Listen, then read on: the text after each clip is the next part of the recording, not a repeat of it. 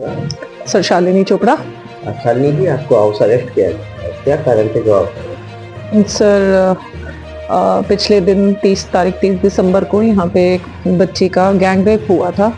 उस पीड़िता को देखने के लिए हम 2 दिन बाद सबसे पहले हमारे प्रदेश अध्यक्ष जी राव नरेंद्र सिंह जी आए थे, यहाँ पे उनसे मिलने गए थे। तो उन्हीं के साथ मैं भी अपनी टीम के साथ गई थी वहाँ पे मिलने के लिए, और वहाँ पे जाके मैं पीड़िता के परिवार से भी मिली और पीड़िता से भी मिलने का एक मौका सा मिला। क्योंकि मौका इसलिए कह रही हूँ क्योंकि ये मेरा पॉलिटिक्स करियर का या सामाजिक तौर पे ये फर्स्ट वो था कि ऐसे किसी से, ऐसे पीड़िता से मिलने का, मतलब मेरे को ऐसे चांस हुआ मेरे साथ। तो मैं अंदर से ना बहुत ज़्यादा पीड़ित थी और दर्द इतना ज़्यादा था उस बच्ची का देख के। तो मैं अपना एक नंबर भी शेयर करके आई थी उसके परिवार को कि आपको कोई भी आर्थिक प्रॉब्लम हो या कुछ हो, तो कोई भी इशू हो, मैं आपके साथ हूँ। तो उसकी बड़ी बहन का फ़ोन आया मेरे पास कि दीदी हम लोगों को मिलने नहीं दिया जा रहा, हॉस्पिटल पैसे पे पैसा मांग रहा है और एक सर्जरी होनी है जिसके बारे में हमें बता नहीं है। तो माफ़ी चाहूँगी मैं। उसके बाद मैं गई हॉस्पिटल में नेक्स्ट डे, और उन लोगों ने जो एसएचओ थे कोतवाली के, उन्होंने पूरी टीम अंदर लगा रखी थी। जितनी आज हाउस अरेस्ट के लिए मेरे लिए टीम लगी हुई थी, उतनी उस बच्ची के लिए थी। ना उसके परिवार के किसी सदस्य उससे मिलने दिया जा रहा था, और वो भी सब आप लोगों के मीडिया प्लेटफॉर्म से आप लोगों ने देखा उस समय की क्या स्थिति थी वहाँ पे। तो अब हमने उसके बाद एक बात बाहर आई कि ये जो रेप हुआ चलती गाड़ी में, वो एक नॉर्मल इको वैन नहीं थी, वो एक एम्बुलेंस थी, एक हॉस्पिटल की एम्बुलेंस थी जिसको प्रशासन द्वारा छुपाया जा रहा था।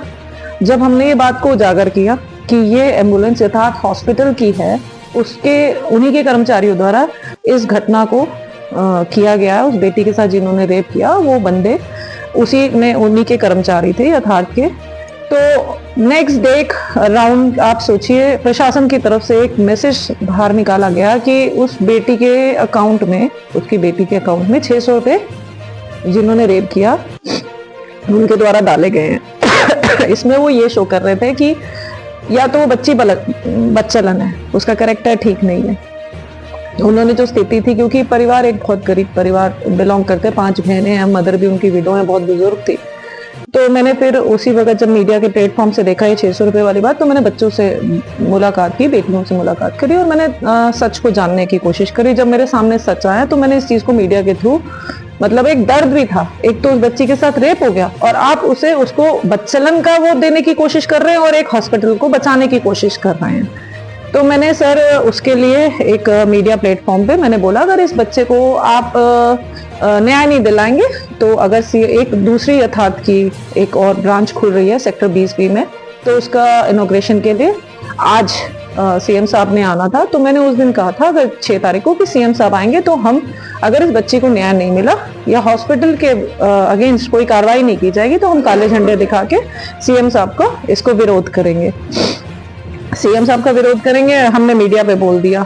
अब सर सुबह 6:30 बजे के करीब, कोई बेल नहीं, कुछ नहीं, मेरे पूरे घर को चारों तरफ से सीआईओ ने घेर लिया, और मैंने जैसे दरवाजा अपने घर का खोला तो लेडी कांस्टेबल और ये सब अंदर, घर के अंदर आ गई और मुझे हाउस अरेस्ट का बताया। मैंने पूछा कि किस बेस पे आप मेरा हाउस अरेस्ट कर रहे हो, तो उन्होंने मुझे कोई भी पेपर नहीं दिखाया। मैंने मांगे, मेरे लॉयर ने भी कहा कि आप इनसे पेपर की डिमांड करिए, किस बेस पे आपके क्या है, उनके पास कुछ आपके घर में आके बैठे, तो उनके पास कोई पेपर नहीं था मेरे लिए। और आज सारा दिन आपको पता ही है कि इन लोगों ने जगह जगह, मेरे को तो आप मीडिया के थ्रू ही पता चल रहा है कि काफी 3-4 लोगों को अपने घर में हाउस अरेस्ट किया गया। मतलब अब तो साफ तौर पे ये दिख रहा है, अगर जनता अपने मुद्दे उठाएगी, जनता क्षेत्र में चल रही परेशानियों को उठाएगी, तो उसे हाउस अरेस्ट जैसी एक नई बीमारी कहूंगी मैं, इसे एक नई बीमारी के सामना करना पड़ेगा जो हाउस अरेस्ट है। सर हमने तो आज से पहले ये सुना ही नहीं था कि ये कौन सा कानून है, हाउस अरेस्ट, कोई पेपर नहीं दिखाया, कुछ नहीं दिखाया। अब जब सीएम आ रहा है तो हम उसे अपने क्षेत्र की दिक्कतें तो बताएंगे, मुद्दे तो बताएंगे। और मैं कोई सर अपनी पार्टी को लेके या शहर के विकास को लेके कोई बात नहीं कर रही हूँ। मैं एक बच्ची के साथ रेप हुआ है, ये महिला उसके उस बच्ची की जिसकी मैं फाइट कर रही हूँ, उसके बाद आप सोच लीजिए 2 दिन बाद एक बच्ची खिलाड़ी के साथ भी रेप हो जाता है फरीदाबाद में। तो क्या महिलाओं की सुरक्षा आज हरियाणा में किसी सरकार को कोई उसकी सुध लेने वाला नहीं है क्या? लड़कियां ऐसी भेंट चढ़ती रहेंगी, रेप होते रहेंगे, ये कैदियों को पकड़, जब तक कोई सख्त कानून नहीं आता तब तक ये बेटियां, हमारी देश की बेटियां भेंट चढ़ती रहेंगी और सरकार ये दिखाती है कि हम बहुत विकसित भारत को डेवलप कर रहे हैं। ये विकसित भारत नहीं है, जहां की महिलाएं सुरक्षित नहीं है ना, वो विकसित भारत नहीं। आपको उत्तराखंड का भी पता चला, चलो वो तो एक पॉलिटिकल मुद्दा ही हो गया अब तो। लेकिन इस बच्ची से पूछो जो एक गरीब बच्ची है, उसको भी आप डिस्ट्रॉय करने के लिए आप हॉस्पिटल को ठीक कह रहे हैं, उस बच्ची को कह रहे हैं कि वो बच्ची बच्चलन थी या उसका कैरेक्टर ठीक नहीं था।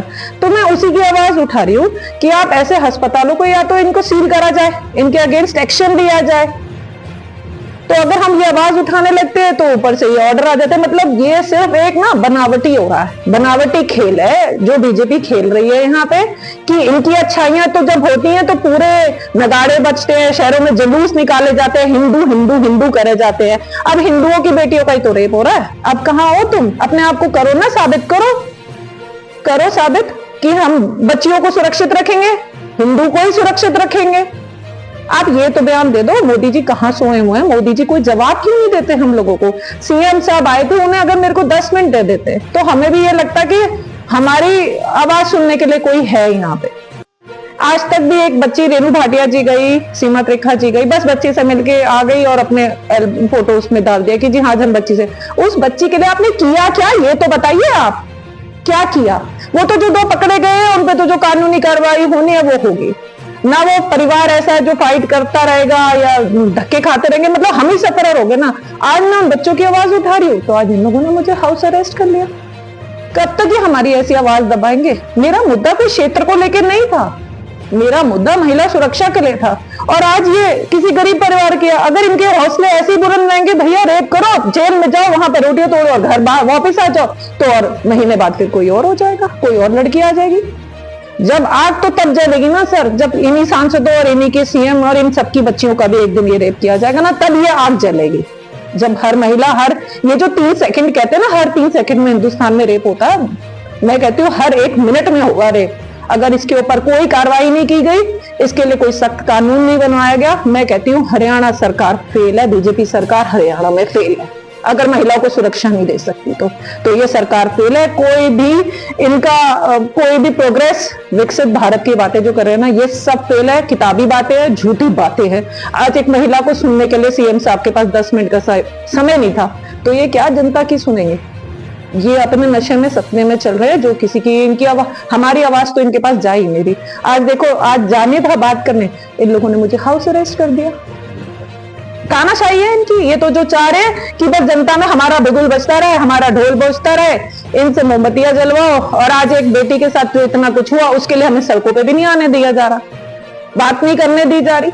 ये तो तानाशाही सरकार है।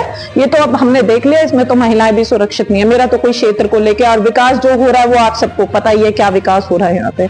अगर जनता अभी भी नहीं जागेगी ना, ये इतना बड़ा मुद्दा है, अगर मैं तो कहती हूँ सबको सड़क पे आना चाहिए और इसके अगेंस्ट हर महिला को खड़ा होना चाहिए, क्योंकि एक महिला का दर्द एक महिला बहुत अच्छे से समझ सकती है, मैं ये सोचती हूँ। और अगर हम आज भी इकट्ठा होकर सड़कों पे कैंडल मार्च निकालना चाहिए, सबको इकट्ठा होना चाहिए। लेकिन इन्होंने इतना डर बिठा रखा है कि आज शालिनी चोपड़ा बात करने खड़ी हो तो उसे हाउस अरेस्ट कर लिया, पता नहीं कल किसी को ईडी में फंसा देंगे। तो लोग, जनता डर के बाहर ही नहीं निकल रही। तो मैं आपके चैनल के माध्यम से ये कहना चाहती हूँ, अगर मेरी आवाज सीएम साहब तक जाए तो सर एक बार आके प्लीज हमारे क्षेत्र में महिलाओं की सुरक्षा के लिए, जो ये बार बार रेप के केसेस बच्चियों के साथ हो रहे हैं, अगर उसके लिए अगर आप अभी भी ना जागे तो हमें मजबूरन सड़कों पे उतरना पड़ेगा। ठीक है, धन्यवाद।